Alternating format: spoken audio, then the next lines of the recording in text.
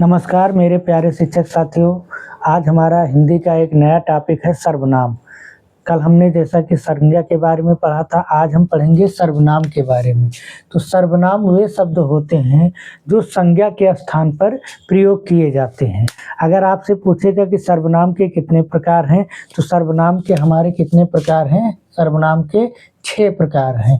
तथा सर्वनाम अगर शब्दों की संख्या पूछेगा कि सर्वनाम शब्द कितने हैं, शब्दों की संख्या अगर आपसे पूछेगा तो सर्वनाम शब्दों की संख्या कितनी है? 11 है। वे शब्द जो संज्ञा के स्थान पर प्रयोग होते हैं उन्हें सर्वनाम कहते हैं।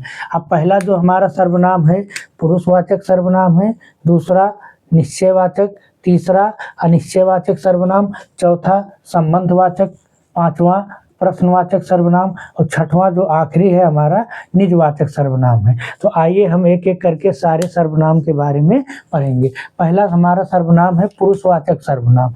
वे सर्वनाम जो पुरुष या स्त्री के नाम के बदले प्रयोग किए जाते हैं उन्हें पुरुषवाचक सर्वनाम कहते हैं। अब पुरुषवाचक सर्वनाम में भी हमारे तीन प्रकार हैं। पहला उत्तम पुरुष, दूसरा मध्यम पुरुष और तीसरा है अन्य पुरुष। मतलब वे सर्वनाम जो स्वयं के लिए प्रयोग किए जाते हैं उत्तम पुरुष के अंतर्गत आते हैं। वे सर्वनाम जो सामने वाले के लिए प्रयोग किए जाते हैं मध्यम पुरुष के अंतर्गत आते हैं। तथा वे सर्वनाम जो किसी तीसरे व्यक्ति के लिए प्रयोग किया जाता है वो अन्य पुरुष के अंतर्गत आते हैं। अब स्वयं के लिए जैसे मैं, हम, हमने, मेरा, हमारा, ये सारे शब्द जो हैं स्वयं के लिए प्रयोग करेंगे। मध्यम जैसे सामने वाले के लिए तू, तुम, तुमने, तुझे, तुमको, ये सारे शब्द हम क्या करेंगे? सामने वाले के लिए प्रयोग करेंगे।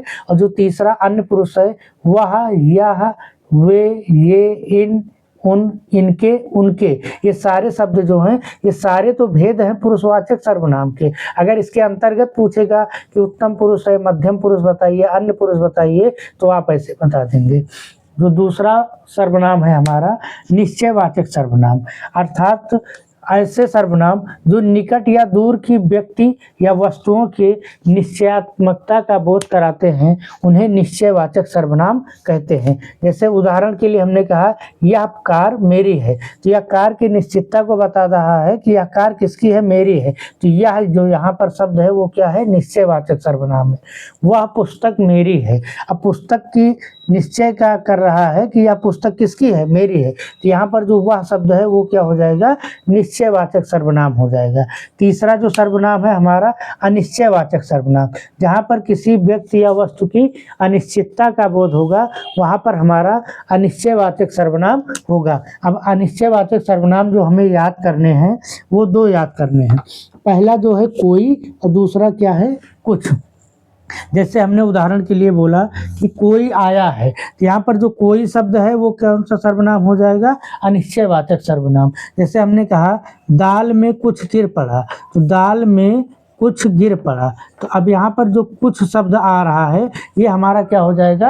अनिश्चयवाचक सर्वनाम। तो अनिश्चयवाचक सर्वनाम में आपको 2 ही शब्द याद रखने हैं, कोई और कुछ। अब चौथा सर्वनाम जो हमारा आता है संबंधवाचक सर्वनाम। अब संबंधवाचक क्या होगा? जो एक वाक्य का संबंध दूसरे वाक्य के से बताएगा। और इसके लिए हमें याद रखना है जो शब्द है जो और सो। जैसे जो आया है सो जाएगा। अब जो से ही हम बना देंगे जैसा करोगे, जो से बना देंगे क्या? जैसा करोगे, सो से वैसा भरोगे, जैसी करनी वैसी भरनी। अब पांचवा जो सर्वनाम है वो हमारा कौन सा है? प्रश्नवाचक सर्वनाम। तो प्रश्नवाचक सर्वनाम में जो हमें याद करना है 2 शब्द याद रखने हैं, कौन और क्या। और वैसे भी प्रश्नवाचक सर्वनाम रहेगा तो अंतिम में हमारा क्या आ जाएगा? प्रश्नवाचक चिन्ह भी आएगा, ठीक ना। जैसे हमने बोला कौन आया है, तो कौन आया है ये क्या कर रहा है? एक प्रश्न कर रहा है, तो प्रश्नवाचक सर्वनाम। दाल में क्या गिर पड़ा, तो क्या शब्द भी क्या है?